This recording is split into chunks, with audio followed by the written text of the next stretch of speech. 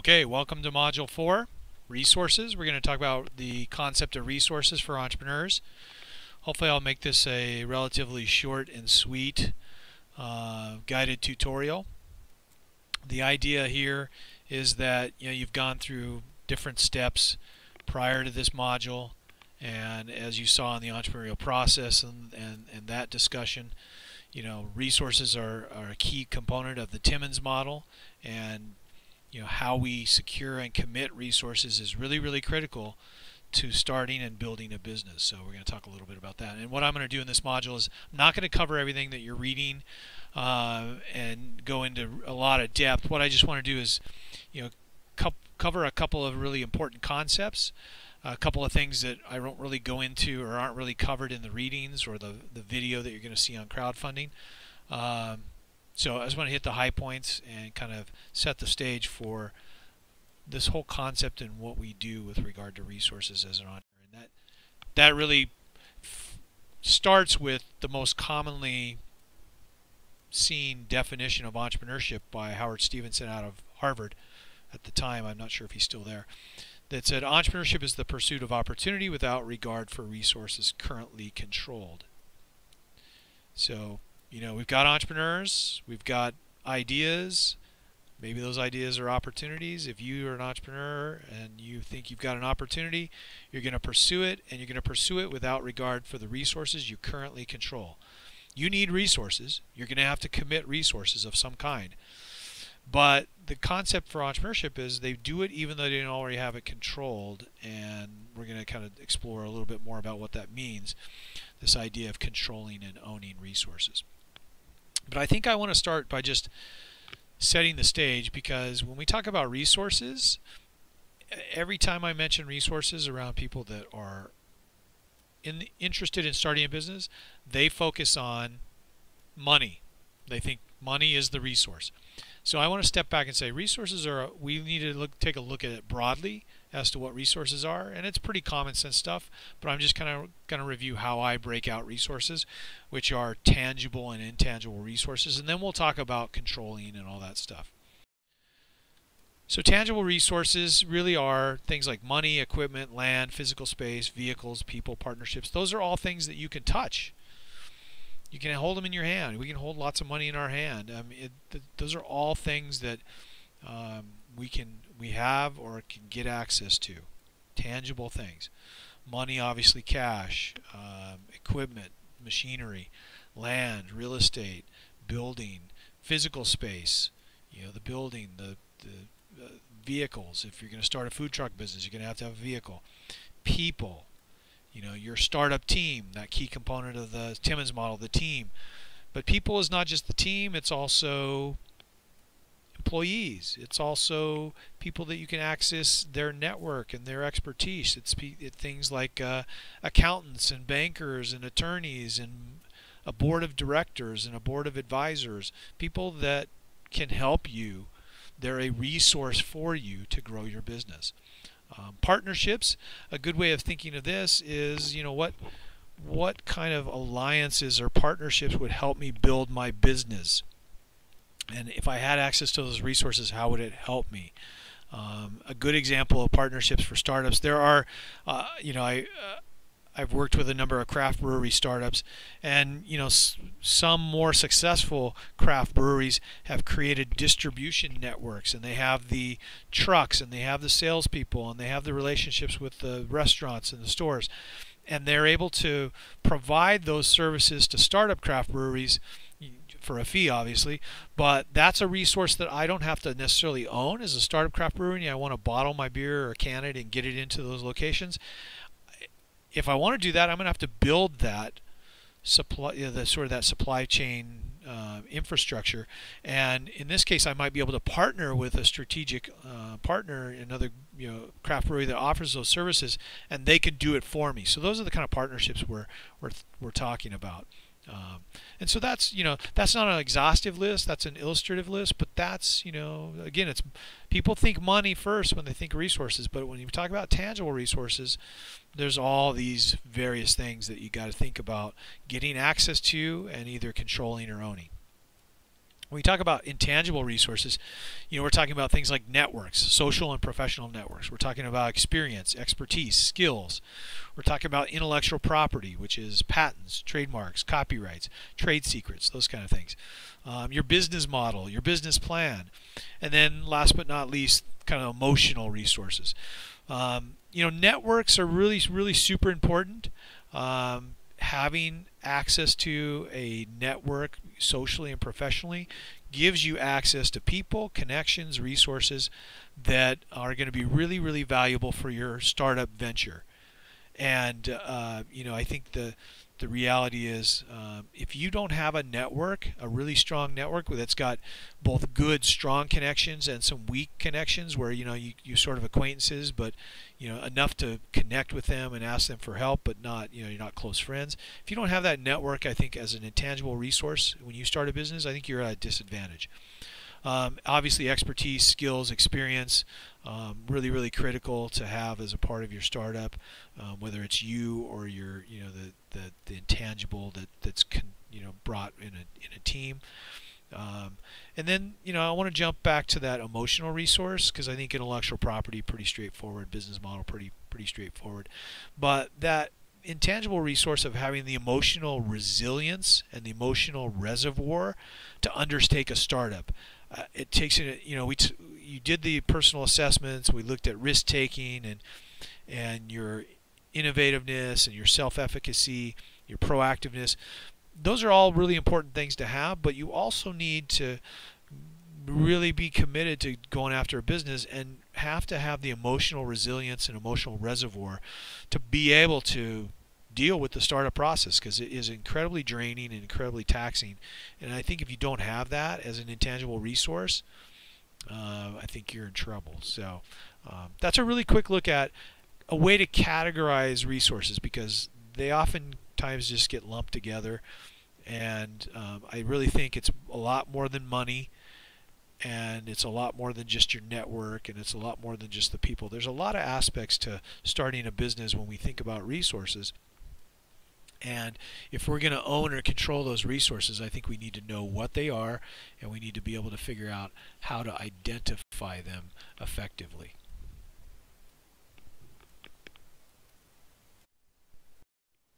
Okay, so how do we get resources? I want to talk about three things. First, let's sort out this idea of controlling versus owning. Typical entrepreneurs think, hey, I've got to own everything, and you really don't. What you need to be able to do is access the resources. You don't have to have all the expertise in-house necessarily, but if you have a board of advisors that you can access them and pick their brain and how did you handle this situation, you're in essence controlling that resource and not having to own it. Another good example is access to somebody else's network. I'm thinking about a company that was trying to create a strategic alliance with another company, and the CEO told one of his board members, who was one of the investors in the company, about it, and he said, God, I wish you'd have told me that earlier. You've been trying for months to get the meeting with that CEO. He's my best friend. I play golf with him 3 times a year. I'll connect you. And so after months of trying, within a couple of days, the CEO had a meeting and was on a plane to London to meet with that company, and it ultimately resulted in a key strategic alliance that helped that business grow. And that's another example of, you don't have to own a resource. You don't have to have somebody on staff 24/7. You don't have to have access to all the physical assets, but if you can control them for some period of time, you have the benefit of them. And years ago, a really successful computer company was started based on that very concept that companies couldn't afford to buy these supercomputers back in the 60s when they were $1 million or $3 million, but he created a company where he leased space on these gigantic supercomputers, for a fraction of the cost of ownership, and built a really successful company on the concept of you don't have to own it, you just have to have control of it for a certain period of time. And so I think entrepreneurs need to think, how do I get access to a resource and control it versus having to own everything? Second piece in terms of accessing resources is just being resource creative. And what do I mean by that? Let me use an example. I was consulting for a company in the late 90s. They were a startup company, early stage company. They've been in business 8 months. In 8 months, they'd already done over $1 million in revenue. And when I was taking a tour of the plant, I was like really knocked out by their production line. They made plastic tubing.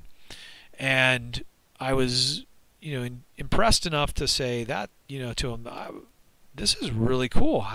This must have cost you a lot of money. And they said, oh, no, it really didn't. They said, we couldn't afford to buy this new. We could not afford to buy it used. And we weren't going to let that stop in the way, get in our way of starting this business. We were totally committed. We were going to do this. We just didn't have the money to get what we wanted. So instead, we built it ourselves. We went to garage sales. We went to the scrapyard. We cobbled it together, and for a third of the cost of used, we put in a production line. And it's not perfect, but it's working pretty well. And even better is we kind of built some tweaks into it that the manufacturers don't offer, but based on our experience, we thought would be helpful for us. And I was just blown away by that. I was like, I was even more impressed after that. That's the idea of resource creativity. It's how do I access resources? How do I create things when I don't have everything I need? And good entrepreneurs are resource creative. Garner Holt here in the city of San Bernardino, Garner Holt Productions, he put together a very successful company on a shoestring. He never bought anything new. He begged and borrowed. He traded. He bartered. He did all kinds of things. He was creative with his resources. That leads into the concept of bootstrapping, and you're going to read about bootstrapping. But my favorite example, one of my favorite examples of bootstrapping, is the company Tap Out. Charles Lewis, who helped found that company, they didn't raise capital. They took a small amount of money that they'd saved up. They bought T-shirts. They went and sold them out of the back of their car at mixed martial arts events back in the early days of that industry.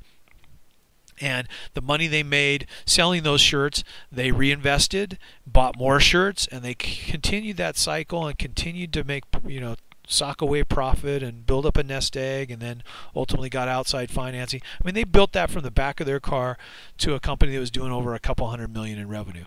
They bootstrapped it.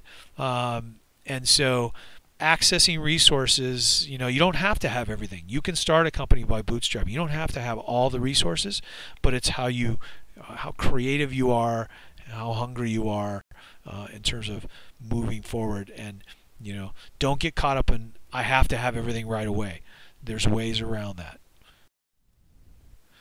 When it comes to raising money, because if we go back to money being like, hey, that's the big dog, that's the resource that everybody focuses on.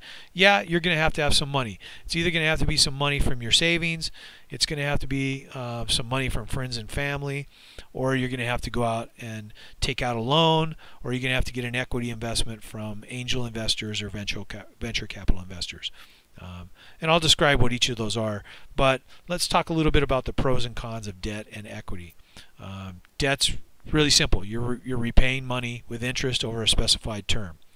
What's good about that is when a bank loans you money, they don't want any ownership interest in your business. They don't want any stock. All they care is that you're going to repay the loan on time. That's it. That's an incredible value for you because you keep 100% of your business. The cons of loans is you got to repay the money every month on time. And for a startup company, that's a nail-biting experience because if you're not doing so well, you got to be able to repay that loan. You got to have a capital reserve to repay that loan. So that's a challenge, and it's not easy to get a loan. I was meeting with one of our California state representatives in Sacramento yesterday, and she basically said a lot of people in my district want to start a business, but they can't get access to capital. They can't get a loan, and it's a hard thing to tell our government representatives that sometimes people just don't qualify for loans. It's not easy to get a loan because you have to have good credit and you have to meet some criteria, which we're going to talk about later on in this guided tutorial. But debt has some absolute pros. but it has cons as well. But it's not easy to get, and it can take a while to get a loan processed. But again, getting a loan, if you qualify, it's great because you're not giving up any ownership interest in your business. If you're taking on equity, you're giving up ownership in exchange for funding. The great thing is there's no obligation to repay the funds in return for that ownership. You're getting the money, you're giving them stock, and they're going to get their return on investment when ultimately the company is liquidated. We'll talk about that. So you're getting the money with no, not having to pay it back, essentially, in the short term. Ultimately you're going to pay it back, and you're going to return that investment, but you don't have to pay it back on a month-to-month basis. You don't have to worry about it. That's a beautiful thing. However, you are going to give up ownership. You're going to give up some level of control of your business, and the pie, your pie, is going to get a little bit smaller. So you're going to have, this slices out of the pie for somebody else. And obviously, getting the money and getting it in large amounts, and not having to pay it back, except for later on down the road when the company is sold and the stock is liquidated, that's a great thing. But giving up ownership for a lot of people, that's a deal breaker right there. And you lose a little bit of control. If somebody's got significant ownership in your company and they're on your board of directors, they're going to have input into how you run the business. Equity is also not easy to get unless the equity is coming from friends and family. But going through angel investors, which are high net worth individual investors who are typically successful entrepreneurs or successful business executives, or venture capitalists, which are firms that manage large pools of money that are invested in startup and early stage companies. Going through a process with them is not a simple task, and it is not a simple, hey, we're just going to write you a check. There's a courting process, there's a due diligence process, and it can take months to raise a round of funds from those types of folks. So there's certainly a disadvantage in terms of the time it takes to raise equity capital. So I think that's a good, really quick overview of debt versus equity. Let me go back to that concept of is it better to control all or part of your business? Because this is a stumbling block for a lot of entrepreneurs. Do you want the whole pie or do you want a slice? If you feel like you can grow your business organically over time and have it be a substantive business and retain full control, that's a great thing. I was in Silicon Valley last week. I was talking to a venture investor, and his philosophy was everything's got to be scaled up quickly, got to move fast, got to get market saturation, and we got to be successful right away. And it's going to take a huge infusion of capital to these businesses to do it. So they have to give up some, a piece of the pie. And the concept there is, if that's the only way to be successful with that business, is to scale it quickly and take on outside capital and grow it, and it grows to that level, is you can see by comparison of these two graphics, your slice, your 60% of the pie in that example is actually larger than 100% of the organically grown company. And so that's a trade-off that an entrepreneur has to make, is do they want the whole slice or do they want just the pie, the entire pie? And if you decide you want the entire pie and it limits your growth, you might have actually been better off to take less of the pie and grow faster to where the value's grown. The size of the pie got bigger. Your slice is smaller, but the overall size got bigger, and you benefited more. Personal choice. 9 out of 10 entrepreneurs I meet want 100% of the pie, and in some cases that's the right move. In other cases it's the absolute dead wrong move. They really could use the outside investment of capital, which can help them scale the business up more rapidly, get more market saturation, more penetration, beat the competitors, and grow the pie to a much larger size to where their 60% or their 40% is much more valuable than if they had retained 100% and grown much more slowly.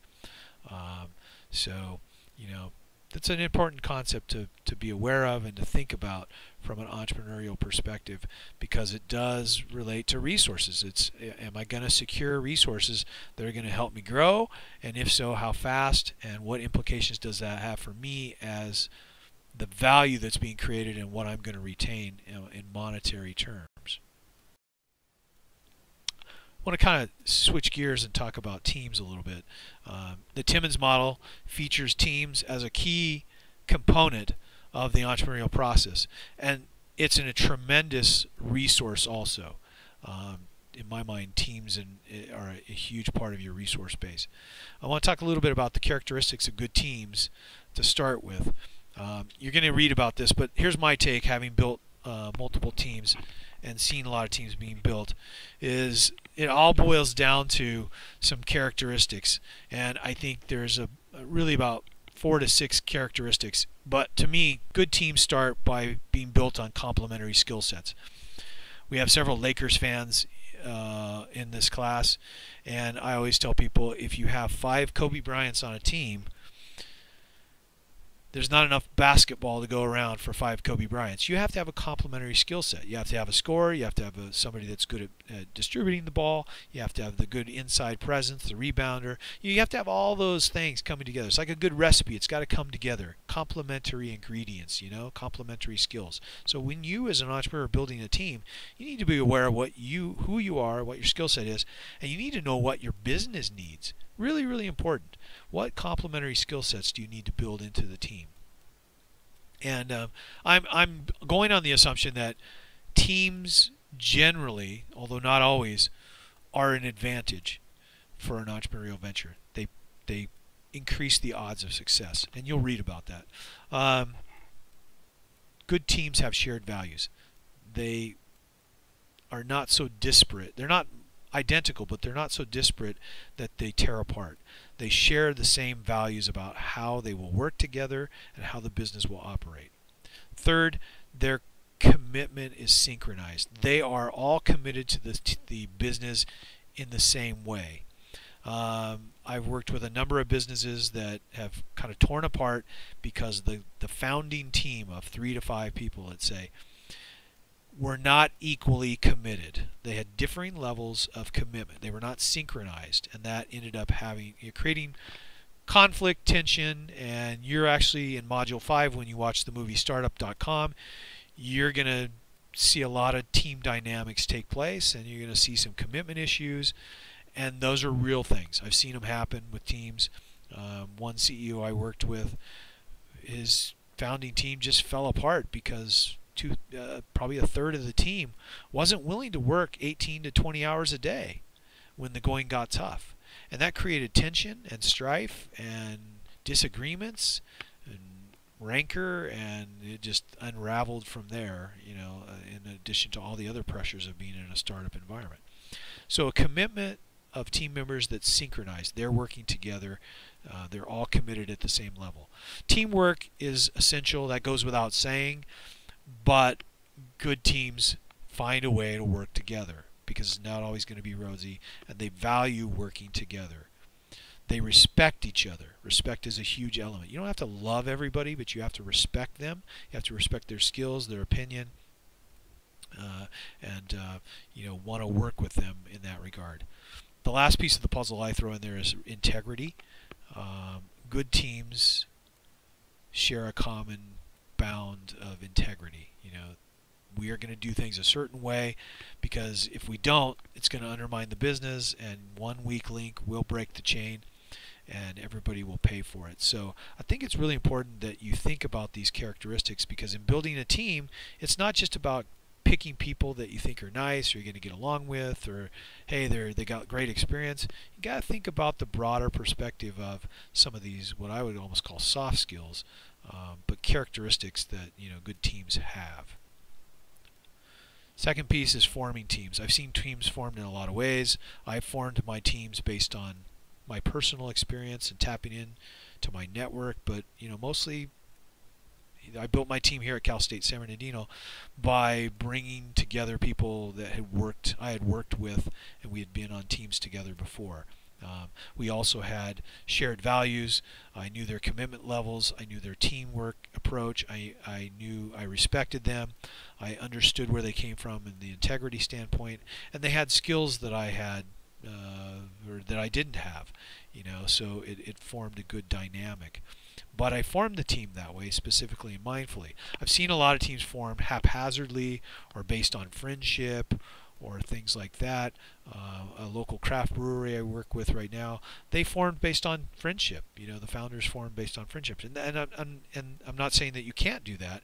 I think they come together in a lot of different ways. I think if you focus on forming the team with an eye towards the characteristics, then it doesn't matter the source of the teams. You're getting a good fit. So they form in a lot of different ways. I've seen students especially form teams based on proximity or just solely based on friendships, and they don't consider all these other dynamics, and inevitably those teams have problems. The last concept on teams I want to stress is unequal equals. Every team has to be equal in commitment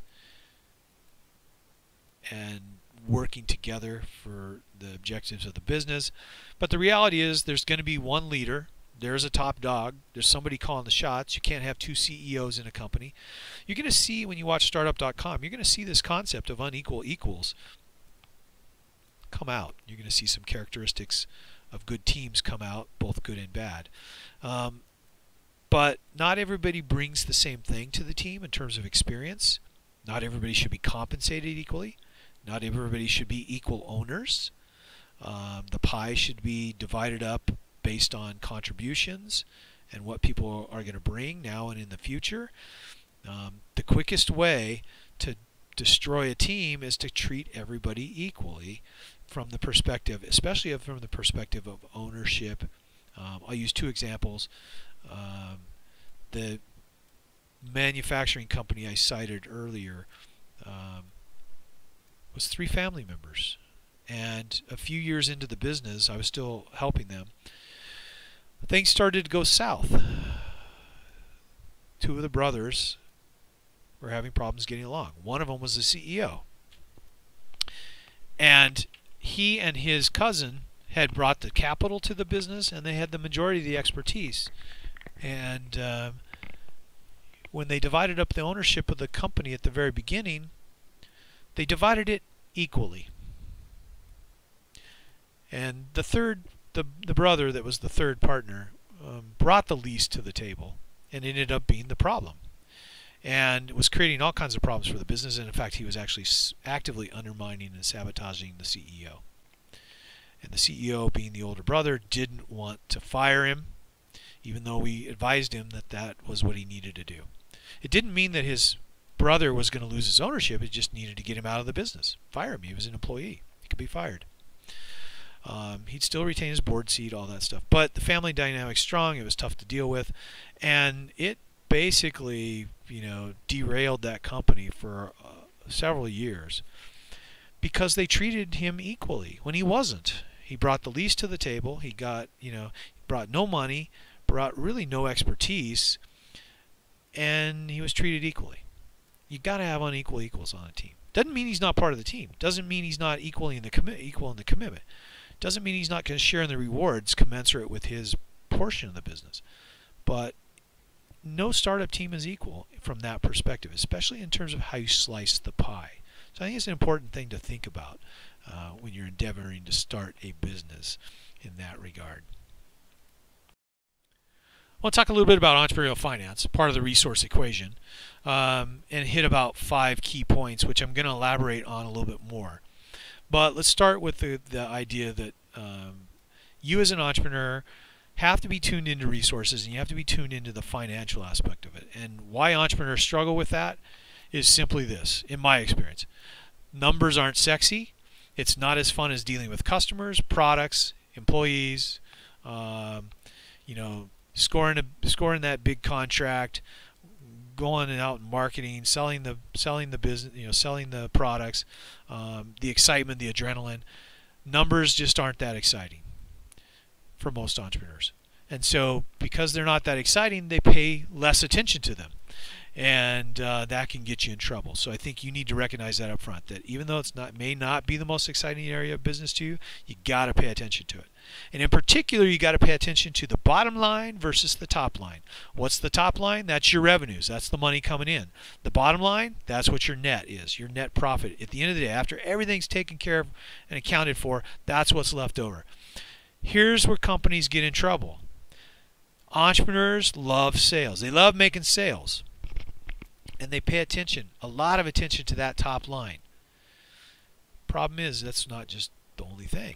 Got to pay attention to the bottom line. Let me use an example again. My manufacturing company, the plastics tubing company, the Resource Creative guys that had slicing the pie problems and unequal equal problems. They had another problem too.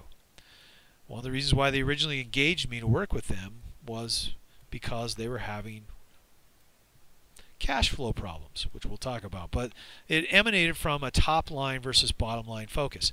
Being new in business, they were totally focused on sales, getting customers in the door. And they did whatever they had to get those customers in. They were focused on the top line, revenue. As a result, they took in a lot of crappy customers that, had they done their due diligence, had they really looked into those customers, had they done real extensive credit checks, they would have found out those customers were not going to pay them, or if they were going to pay them, it was going to take a long time. And as a result, even though they had over $1 million in sales in the first 8 months of the company, when I joined them, they had over $200,000 of accounts receivable that was outstanding, 120 of which at that time was 120 days late. In fact, I think most of it was between 90 and 120 days, so it wasn't all over 120 days. That's bad news. So they were starving. They had run out of cash, which is why they really needed me to help them. And it all started, obviously there were some system problems and follow-up and accounts receivable management, things like that.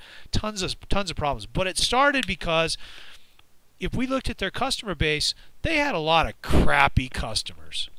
And to get sales, because they weren't monitoring a lot of their sales, one of their sales reps, they were giving up a lot of margin on those sales. So by the time they got down to the bottom line, nothing left over. Bad focus on the top line, coupled with a lot of other problems, really resulted in almost a disastrous. It was a disastrous situation. It almost put them out of business. They did survive. We were able to turn things around. But I really strongly believe it started because they were more focused on the top line and not the bottom line. Sometimes you got to not take a customer. Sometimes you got to take a more profitable customer. Sometimes you got to understand your cost structure and what impact it has on the bottom line. And it's not just about making sales. Gross margin is a part of that. We're going to go into gross margin, so I'm just going to introduce it as a concept here. But you got to understand your gross margin. You also have to understand your cash flow cycle, which I'm going to elaborate on in a moment as well. And last but not least, a piece of the entrepreneurial finance component that not covered in your readings, that if I can remember correctly, is this idea of what I call the 5 C's of credit. How you're evaluated by lenders and investors. Let's talk about gross margin. You guys all know this. You've been through finance. You've been through accounting. Gross margin is revenue minus cost of goods sold. So your gross margin percentage is computed from that.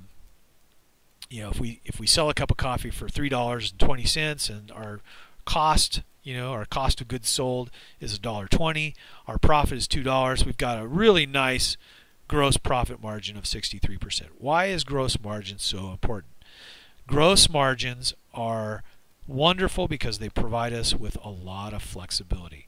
They allow us to make mistakes. If we have a robust gross margin, we can make some mistakes and survive them. If we're really running close to the edge, we make a mistake or two and we might be gone. So if you ever watch that show on Channel 7, ABC 7, Shark Tank, great show. They talk, the concept of slicing the pie, and do you want the whole grape or do you want the slice of the watermelon? My whole thing about slicing the pie, that comes up on that show. And they are really interested in what's your gross margin on your product. You're selling a product, what's your gross margin?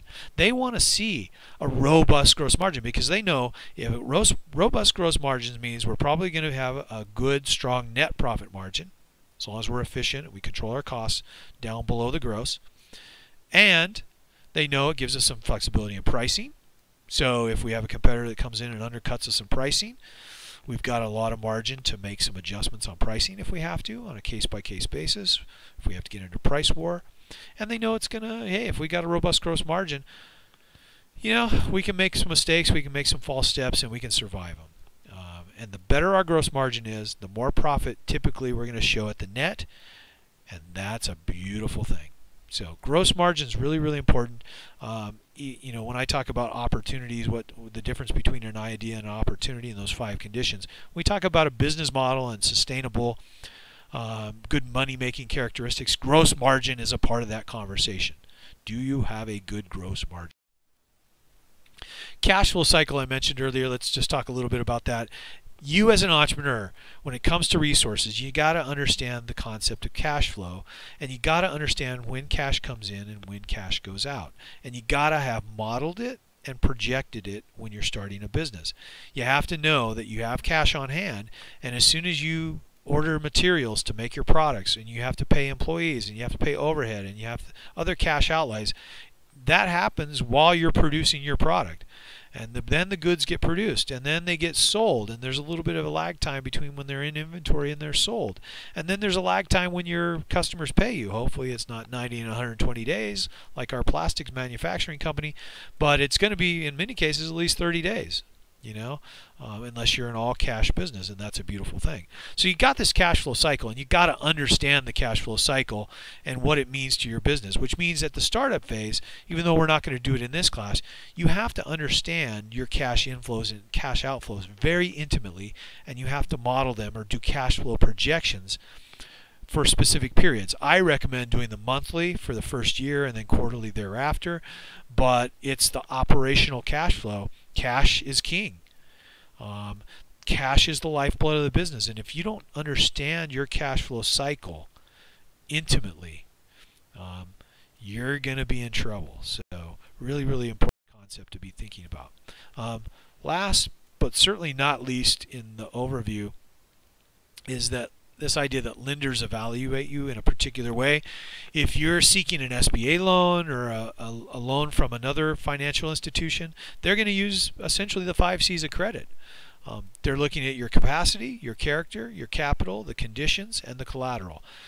Capacity is really nothing more than the cash flow of the business. Does the venture generate enough cash on a monthly basis to pay all of its bills, and then after that's done, service the debt? You got to pay back the loan. After all your other expenses are taken care of, do you have enough money left over to pay the debt? That's capacity. The second piece is character. It says integrity on the screen, and what that means is, do you pay your bills on time every time? That's your credit history and your credit score. They're using your credit history and your credit score as a proxy for your character, your integrity in meeting your obligations. The third C, capital, says net worth. Really, capital is your net worth, but it's also the capital you're infusing into your business. If you watch Shark Tank, oftentimes they'll ask the investors, well, how much money have you put into the business? What's your investment? If you seek a loan from a financial institution as a startup, they're going to ask you, what's your injection into the business? Typically, SBA lenders and others look for at least a 30 to 33% capital injection. So if you need $100,000 for your startup, they'll say, well, we really would like to see you put $30,000 in. That's your down payment. That's your sharing of the risk. Conditions are the external conditions. It's the economy, what's happening locally, nationally, regionally. And lastly, collateral. They're looking at, what assets do you have to secure the loan, right? Lenders would obviously desire to, if they loan you $100,000, they'd love to see $100,000 collateral, because if you default on the loan, they can take the collateral and they can liquidate it and they can get their money back. They're limiting their exposure, so collateral is a big part of it. If you go through SBA lending programs and things like that, the collateral is important but not a deal breaker, but it's an important piece of it. And you have to understand too that they're not going to value collateral at book value, at the full value. They're going to look at it as after a year it's been used, it's depreciated highly, and when we have to liquidate, if we have to liquidate this loan and we have to liquidate your collateral, we're going to get pennies on the dollar. And so they're going to oftentimes want to see more than 100% collateral coverage.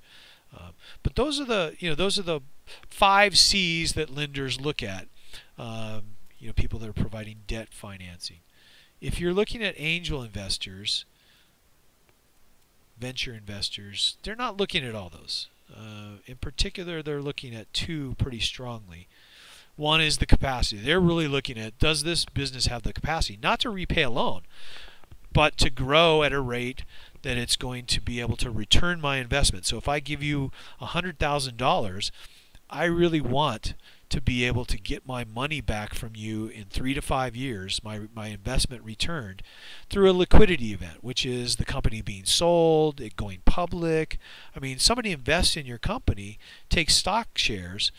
You're not a publicly traded company. They can't sell them until there's an acquisition or a public offering. So they're looking, does the business have the capacity to be successful? Does it have the capacity to be sustainable? Does it have the capacity to grow at a rate that's going to allow the company to be acquired or sold or go public in 3 to 5 to 7 years maximum, so I can get my return on investment? I can liquidate my equity in the company and get my money back. That's what they want. They're also looking at your character, strongly looking at your character. What's your background? What's your experience? Are you a reputable person? What's your credit history? They're concerned about, do you have a criminal record? You've got to be upfront with them if you have any dings in your background, because they will find it out through their due diligence process. And venture capitalists and angel investors all do an extensive due diligence process, which includes a background check on you. And if you're not upfront and it comes out later in the background check, you are not going to get the money from them. It's that simple. And they're also interested in what kind of skin you have in the game. What money have you put in? They don't like to take 100% of the risk. They're always more comfortable in evaluating you when you've put some money into the game. You've put 10,000 in, you built the prototype. You put 20,000 in of operating funds to do some market testing. Whatever it is, they like to see that. And so really when you're talking about equity investors, angel investors, venture capital investors, they're not looking at all the C's, but capacity, character, and capital, and conditions to some degree are important to them. Collateral, not so much, because they're betting big and they're figuring it's either gonna be big, it's gonna be average, or I'm gonna lose everything on it, and who knows what's gonna happen. So that's how lenders evaluate you from the perspective of the 5 C's of credit. That's how the equity investors would evaluate you from the perspective of the C's of credit. Not all 5, but the C's of credit. Alright, so what's next for you guys in this module is the readings, the video, the discussions. You should be working on your entrepreneur exploration project and finishing that up. That's due March 8th. And then you should be starting to think more strongly about your business concept profile. You're going to see some notice. I'm actually going to extend the due date for that assignment a couple days because I want you guys to have some extra time to work on it, because it's a substantive project, and I think we've got the time to allow you to dig a little bit deeper into it.